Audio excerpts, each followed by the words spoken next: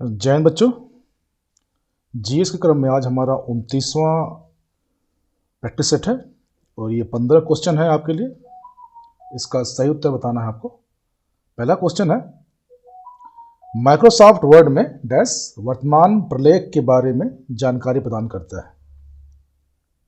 Option A drawing tool bar, B view button, C status bar, D tab stop. सही उत्तर बताइए। इसका सही उत्तर होगा सी। ठीक, अब इसके बारे में जानकारी ले लें। MS वर्ड में स्टेटस बार सक्रिय दस्तावेज जैसे पेन के बारे में आवश्यक जानकारी प्रदर्शित करता है। शीर्षक बार प्रोग्राम का नाम प्रदर्शित करता है और वर्तमान दस्तावेज का नाम भी प्रदर्शित करता है। ठीक है, जबकि मेनू बार में वर्तमान में उपलब्ध कमांड मेनू के नाम से शामिल है। ठीक है, चलिए क्वेश्चन नंबर 2, भारतीय संविधान में अस्पृश्यता उन्मूलन किस अनुच्छेद में है? अनुच्छेद 14, अनुच्छेद 15, अनुच्छेद 16, अनुच्छेद 17।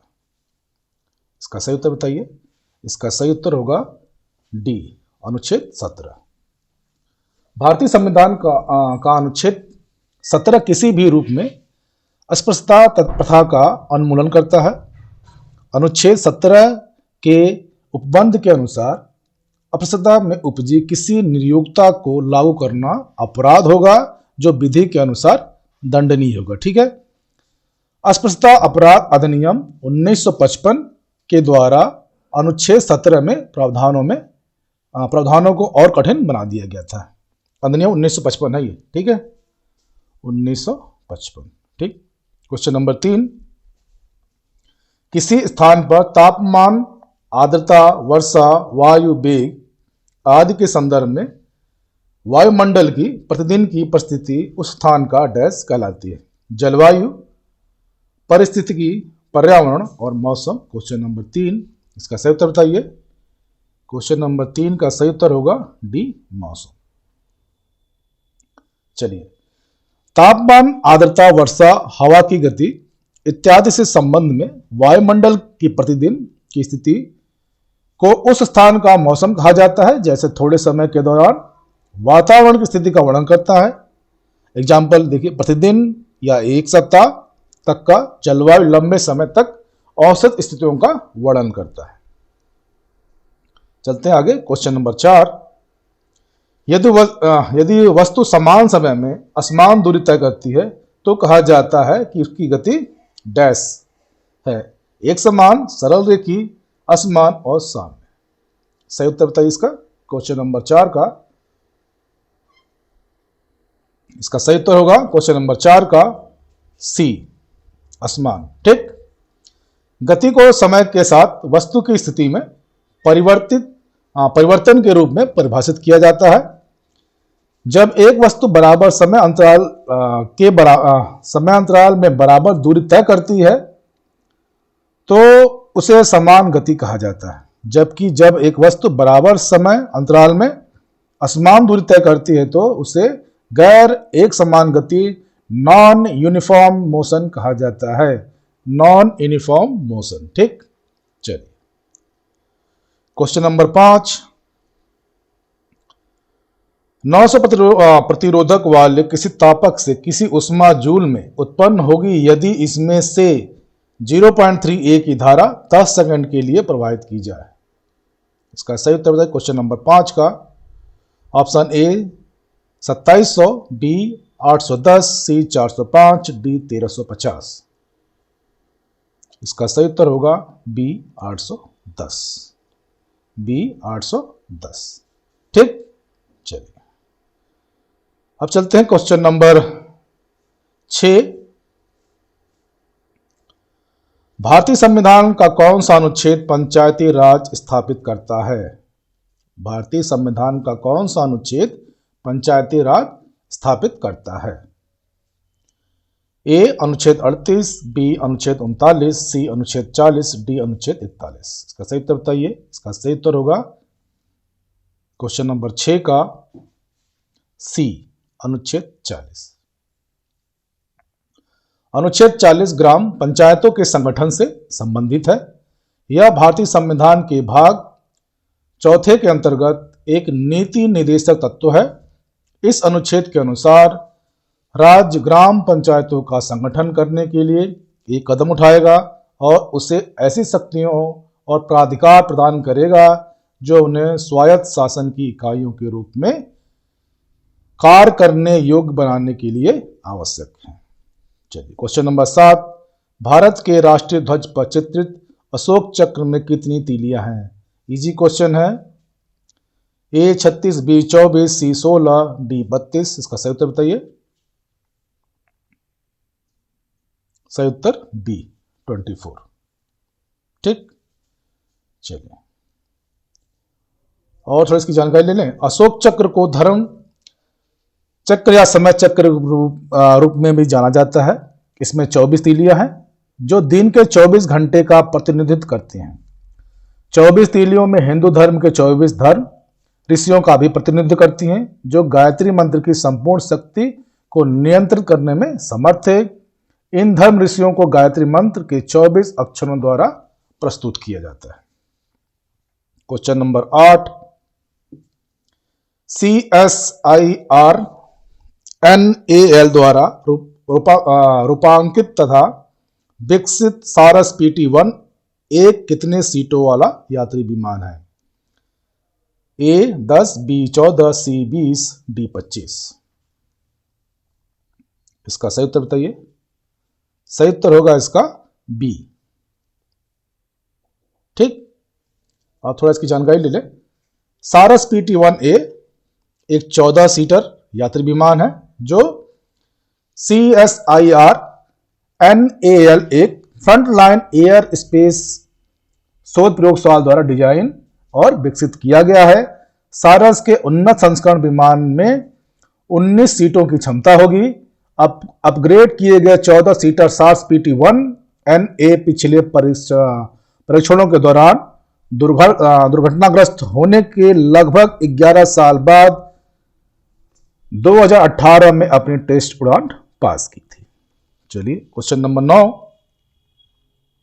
भारतीय राज्य नागालैंड की आधिकारिक भाषा क्या है? अंग्रेजी, नगा, मेती, कोई विकल्प सही नहीं है। इसका सही उत्तर बताइए। इसका सही उत्तर होगा ए, अंग्रेजी नागालैंड की आधिकारिक भाषा है। ठीक है, नागालैंड की आधिकारिक भाषा अंग्रेजी है। ये राज्य को पूर्ण नेफा NEAF का भाग थे। उन्होंने अंग्रेजी का चयन तथा केवल आधिकारिक भाषा के रूप में या आधिकारिक भाषाओं में से एक के रूप में किया था। अन्य राज्य इन्होंने अपनी अतिरिक्त आधिकारिक भाषाओं के रूप में अंग्रेजी का चयन किया है। वे हैं हिमाचल, कर्नाटक, केरल, मणिपुर, राजस्थान, तमिलनाडु, ये देश। ठीक है, चलिए क्वेश्चन नंबर 10, निम्नलिखित में कौन सा संबंध शिशु में माता एवं पिता द्वारा योगदान किए गए अनुवांशिक पदार्थ की मात्रा के विषय में सही है? पिता माता, पिता माता, पिता माता, कोई संबंध नहीं ज्ञात किया जा सकता है। इसका सही उत्तर बताइए। पिता से माता, फिर माता से पिता और पिता बराबर, पिता माता बराबर। इसका सही उत्तर बताइए। क्वेश्चन नंबर 10, इसका सही उत्तर होगा सी, पिता और माता। ठीक, चलिए इसके बारे में थोड़ा जानकारी ले लें। एक बच्चे को उसके माता पिता से आधा डीएनए प्राप्त होता है, जबकि प्रत्येक माता पिता प्रत्येक बच्चे को आधा डीएनए प्रदान करते हैं। यह यौन निषेचन के माध्यम से प्राप्त किया जाता है। इसके लिए अंडे के साथ शुक्राणु की संलग्नता आवश्यक होती है। दोनों से डीएनए के संयोजन की आवश्यकता होती है क्योंकि शुक्राणु और अंडे में माता पिता की आनुवंशिक जानकारी होती है। यह सुनिश्चित करता है कि बच्चा को परिवार का एक कुछ आनुवंशिक गुण प्राप्त हुआ है, लेकिन यह भी एक बच्चा माता पिता से या उसके दादा दादी के आनुवंशिक रूप से अलग होना चाहिए। ठीक, क्वेश्चन नंबर 11, पौधों द्वारा नाइट्रोजन किस प्रकार लिया जाता है? पौधों द्वारा नाइट्रोजन किस प्रकार लिया जाता है? ए अकार्बनिक नाइट्रेट अथवा नाइट्रेट के रूप में, दूसरा है कार्बनिक पदार्थ के रूप में, तीसरा है सीधे वायुमंडल से लिया जाता है।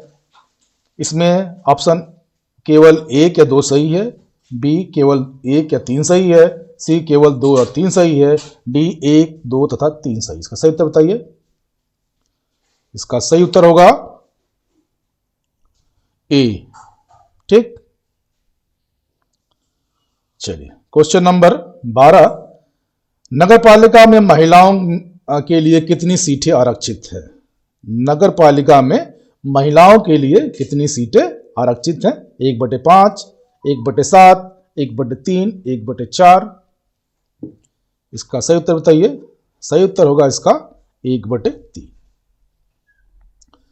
संविधान के 74वें संशोधन अधिनियम 1992 ने संविधान में एक नया भाग 9th ए पेश किया, जो महिलाओं के लिए नगर पालिकाओं में 1/3 सीटों को आरक्षित करने के लिए प्रदान करता है। इसी प्रकार 73वें संविधान संशोधन 1992 ने संविधान में एक नवा भाग जोड़ा, जिसके अंतर्गत पंचायतों में महिलाओं के लिए 1/3 भाग सीटें आरक्षित की जाती है। ठीक, क्वेश्चन नंबर 13, डॉक्टर अंबेडकर के अनुसार कौन सा अनुच्छेद भारतीय संविधान का सबसे महत्वपूर्ण अनुच्छेद है? इंपॉर्टेंट क्वेश्चन है, फिर क्वेश्चन सुनिए। डॉक्टर अंबेडकर के अनुसार कौन सा अनुच्छेद भारतीय संविधान का सबसे महत्वपूर्ण अनुच्छेद है?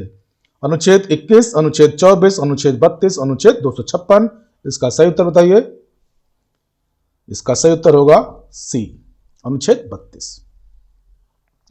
Doctor B R. अंबेडकर ने भारतीय संविधान में सबसे महत्वपूर्ण लेख के रूप में अनुच्छेद 32 संवैधानिक उपचार का अधिकार का वर्णन किया है। अनुच्छेद जिसके बिना यह संविधान पूरा नहीं होगा, यह संविधान की आत्मा है। अनुच्छेद 32 एक पीड़ित नागरिक के मौलिक अधिकारों के प्रवर्तन के लिए उपचार का अधिकार प्रदान करता है। दूसरे शब्दों में, मौलिक अधिकारों को सुरक्षित करने का अधिकार स्वयं एक मौलिक अधिकार है। क्वेश्चन नंबर 14, निम्नलिखित में कौन सा अक्षय प्राकृतिक संसाधन है? वायु, खनिज, वन, कोयला। इसका सही उत्तर बताइए। इसका सही होगा ए। ठीक, एक अक्षय प्राकृतिक संसाधन वह संसाधन है जो प्रकृति से असीमित मात्रा में मौजूद है। इसे मानव गतिविधियों से कम या समाप्त नहीं किया जा सकता। इन संसाधनों के उदाहरण भूतापीय ऊर्जा, वायु और सौर विकिरण है। ठीक है, आज का लास्ट क्वेश्चन, पॉलीकार्ड निम्नलिखित में से किसका मिश्रण है? पॉलिस्टर एवं कपास का, पॉलिस्टर तथा ऊन का, रेयान तथा कपास का, रेयान तथा ऊन का। सही उत्तर बताइए इसका। इसका सही उत्तर होगा ए, पॉलिस्टर तथा कपास का।